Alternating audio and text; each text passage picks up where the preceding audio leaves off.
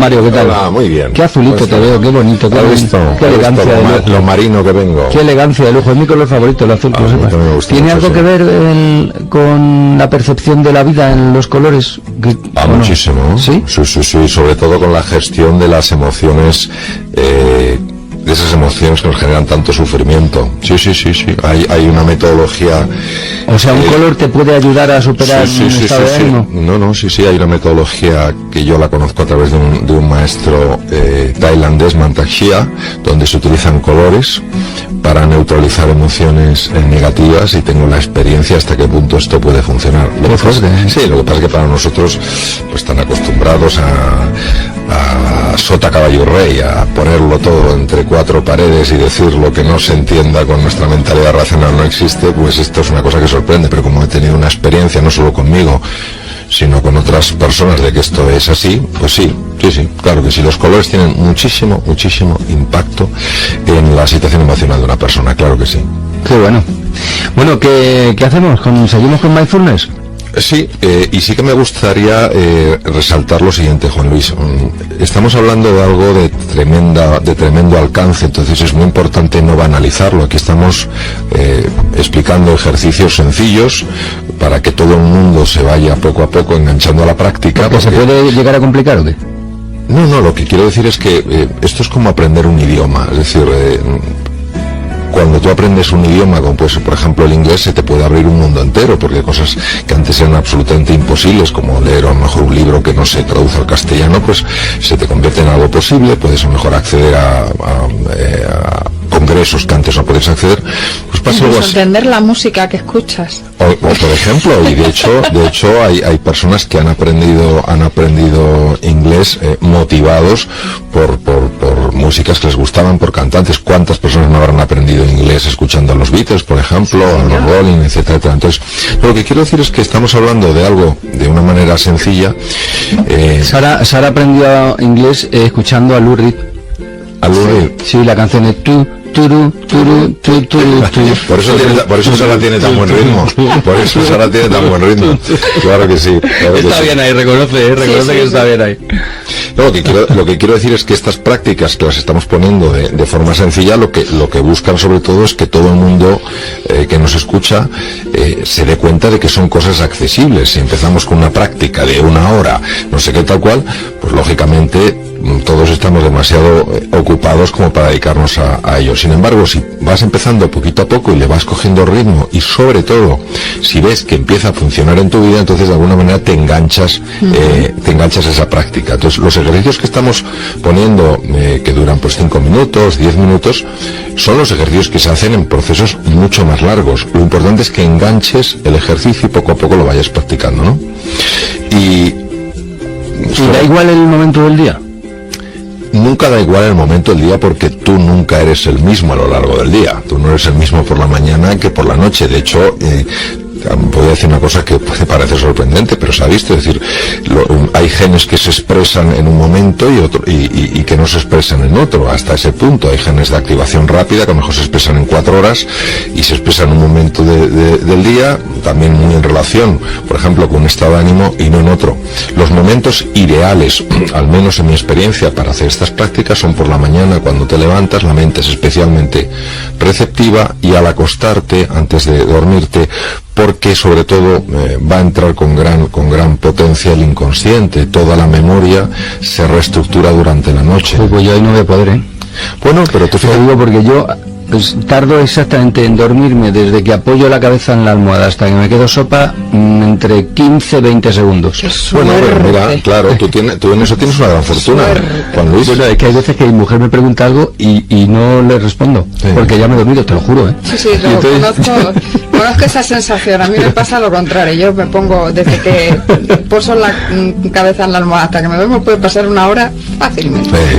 Y de hecho puedes ayudar muchísimo a personas con problemas de sueño. Tener en cuenta sobre todo que en las situaciones de estrés, lo primero, o unas cosas que antes perturban, es todo el proceso muy complejo del sueño. Entonces estas metodologías aplicadas, aunque su objetivo no es ayudarte a dormirte, pero claro, una persona si no duerme lo suficiente está mal. Bueno, es que el sueño es fundamental, pero también para la salud física, o sea, para no solo para la mental, sino la física también. Totalmente, o sea, de hecho, estar descansado es hay gente que muere y que tiene fundamental, problemas muy serios por no dormir. Todos los estudios donde se interrumpía el sueño actualmente no están autorizados, es decir, se sabe cuando una persona está soñando por el movimiento rápido de los ojos, debajo de los párpados, se hacían interrupciones, pues bueno, para ver lo que pasaba, etcétera, etcétera, y se suspendieron los estudios porque produce alteraciones muy importantes. Tiene que ser tremendo. Mira, yo no voy a contar la mili, o sea, yo no soy de los pesados de contar la mili, pero sí que con respecto a esta experiencia de la que estás hablando, yo recuerdo con un verdadero horror, no la mili en general, que también, pero de verdad lo que peor, mi peor experiencia de aquel año fue el sueño.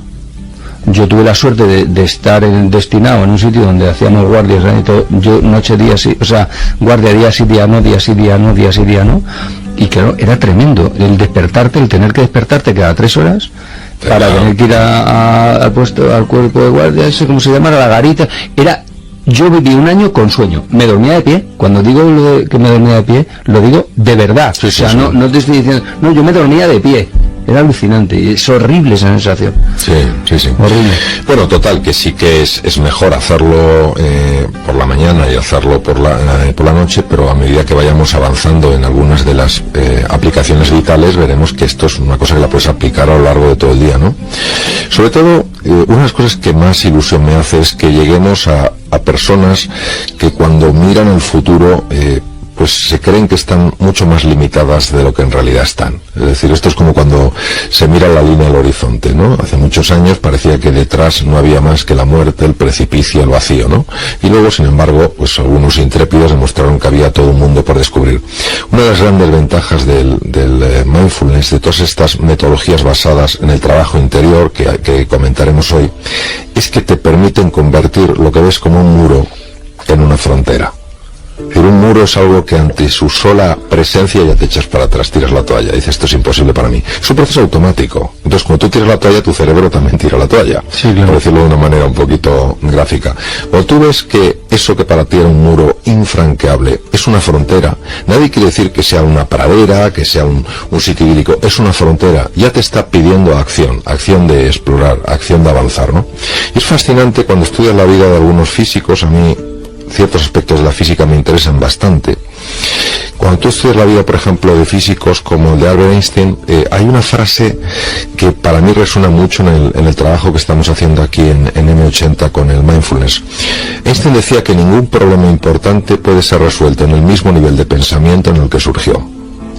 ¿Qué quiere decir? Que ya estaba hablando él y otros físicos, David Bohm, por ejemplo, habla mucho de estos temas, ya hablaban de que si algo te parece imposible pensando de una manera, hay que cambiar esa forma de pensar. Y curiosamente, como ya sabemos, la mente genera mucho de este pensamiento limitante. Nosotros, a través del mindfulness, lo que hacemos es trascender la mente, es decir, ir más allá de la mente. Voy a poner una metáfora porque entiendo que muchas veces el lenguaje es escurridizo. Vamos a ver. Cuando una persona mira al firmamento, pues ve una serie de cosas que se ven con el ojo desnudo, digamos, ¿no? Pero si tú le das un buen telescopio, se abre un universo nuevo.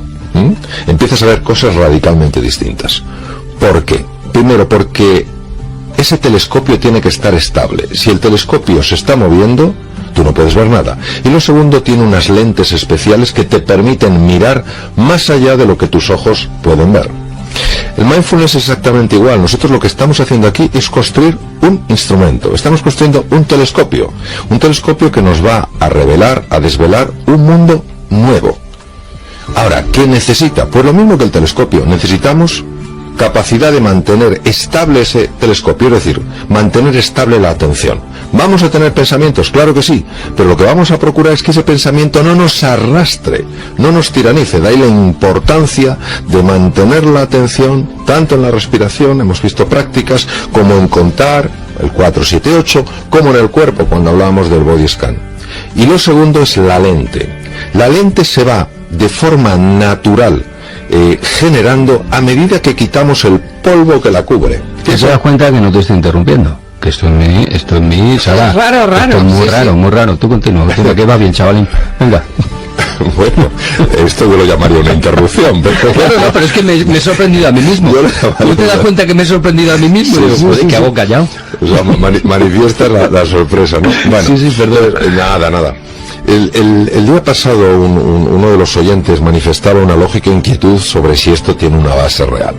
Pues fijaros cómo tiene una base real en cuanto a la construcción de esta metafórica de este telescopio, que se ha podido ver que cuando uno trabaja la estabilidad de la atención, repitamos, ese estar enfocado, focalizado en tu respiración y en tu cuerpo, y cuando vas desarrollando esa lente, que es sencillamente que cuando tú prestas atención a algo, ese algo empieza a transmitirte cosas que normalmente no verías, lo mismo cuando tú miras el universo empieza a manifestarte cosas que hay, que siempre ha habido, pero que tú no veas, pues lo que se ha visto es que eso tiene una repercusión directa en el tejido cerebral. Y hay 3 áreas concretas, específicas del cerebro, que empiezan a aumentar de grosor, y no importa la edad. Es decir, puede ser una persona con más juventud acumulada, que esas áreas siguen creciendo. La primera es un área que está oculta en el lóbulo parietal del cerebro. Perdona, Mario, ¿eso cómo se mide? ¿Con electrodos o cómo se hace eso? Se puede utilizar varias técnicas. La que más se utiliza se llama resonancia funcional magnética, que lo que permite es ver el grado de extracción de oxígeno de los glóbulos rojos por parte de las neuronas. Entonces, cuando tú está trabajando más ese área, extrae más, se produce un cambio en el campo electromagnético y queda registrado en el ordenador, ¿no? Y luego además también se puede medir el grosor con las técnicas de resonancia, el grosor del tejido cerebral. Bueno, pues la ínsula de Rayleigh viene como la ínsula que hablaba en el Quijote, la isla, exacto. Esa ínsula se dedica a conectar con nuestro cuerpo. Ya sabemos, porque hemos hablado aquí varias veces, la importancia que tiene el cuerpo como fuente de conocimiento, fuente de información.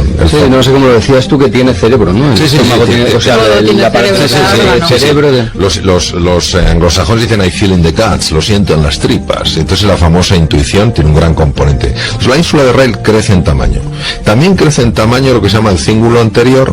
El cíngulo anterior es una parte del cerebro esencial para conectar con la otra persona, para entender lo que está pasando en la otra persona. Es decir, es como el telescopio que te está ayudando a ver lo que sucede en el universo. El cíngulo anterior te ayuda a ver lo que sucede en la otra persona. No lo que la persona está diciendo, sino lo que está sintiendo mientras lo dice. Generar una especie de empatía. No, es la base radical de la empatía. Y la tercera estructura, que se llama la corteza ventromedial, esta es una parte importantísima porque es la que controla el miedo y la ira. Cuántas cosas en nuestra vida no son como nos gustaría que fueran porque el miedo nos atrapa demasiado. Cuántas relaciones en la vida se han dañado porque la ira se fue de tono, ¿no? Entonces, lo que quiero señalar de forma bastante clara y rotunda es que este desarrollo de la herramienta, de este telescopio, metafóricamente hablando, corresponde con un cambio físico en el tejido cerebral. Y por eso hablábamos la vez pasada de que hemos trabajado unas prácticas nucleares, como era por ejemplo la respiración, etcétera, y luego íbamos a unas experiencias más vitales. A mí me gustaría mucho hoy que empezáramos a trabajar lo que es la empatía y lo que es la compasión. El día pasado hablábamos de la escucha, todo se conecta. La empatía es entender el sentir de la otra persona, pero no como concepto, sino como experiencia afectiva. Es decir, ¿cómo se hace? Claro, ese es un proceso natural que sucede si soy capaz de prestar atención ininterrumpida. Porque entonces conecto con la otra persona a través de un proceso llamado resonancia límbica, que es especial, es decir, es natural. Lo que lo impide no es que no sea un proceso natural, sino que estamos permanentemente distraídos. Como decía aquel, dejamos la cara puesta y nos llevamos la olla a Camboya, ¿no? Y cuando tú sientes el sentir de la otra persona, si ese sentir es que está penado, que está un poco asustado, de manera natural te surgen las ganas de ayudarle. No es la lástima, no es pobrecito, no es la compasión, es pues lo que hemos escuchado antes, ¿no? El querer ayudar. Lo que pasa es que es un ejercicio difícil de hacer porque, claro, te tienes que encontrar con ese... Sí, pero fíjate, claro, estas prácticas son desafiantes, entonces lo importante es lo que te dan a cambio. Si tú eres capaz de conectar con las otras personas de una manera un poquito más empática y desarrollar un poquito más de compasión, ese deseo de reducir un poco el sufrimiento, automáticamente lo estás haciendo contigo. Hemos comentado en algún programa que se ha visto que hay una liberación de oxitocina. La oxitocina tiene varios efectos: protege el corazón, regula los niveles de lípidos, nos protege frente a las infecciones, es decir, es un protector natural del organismo. Lo que el ser humano tiene en su interior no es la separación frente al otro. Es lo contrario, es el encuentro con el otro. Lo que pasa es que a veces nuestra mente pone las cosas muy difíciles. Pues ya tenéis ejercicio, qué bonito, qué bien, Mario. El escucharte, simplemente. Y ya hacerte caso, ya la bomba. Así que ya sabéis, Mario nos ha puesto deberes para esta semana también. Yo pienso hacerlo. Gracias, Mario Alonso Puig. Un abrazo.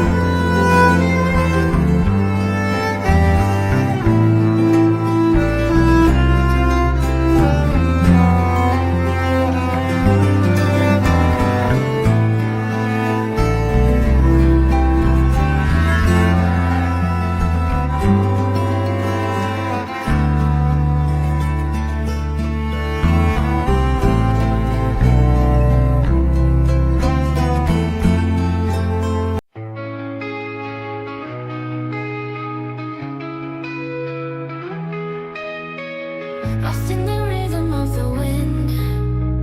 Strings whisper secrets to my soul. In a world of alternative rock where indie rock takes control. Our rock paints a picture so vivid. Lead female vocals sing so sweet. Melodic tones that captivate. In this experimental retreat, deep within the music's embrace, I find solace in this space where the lyrics intertwine with the beats of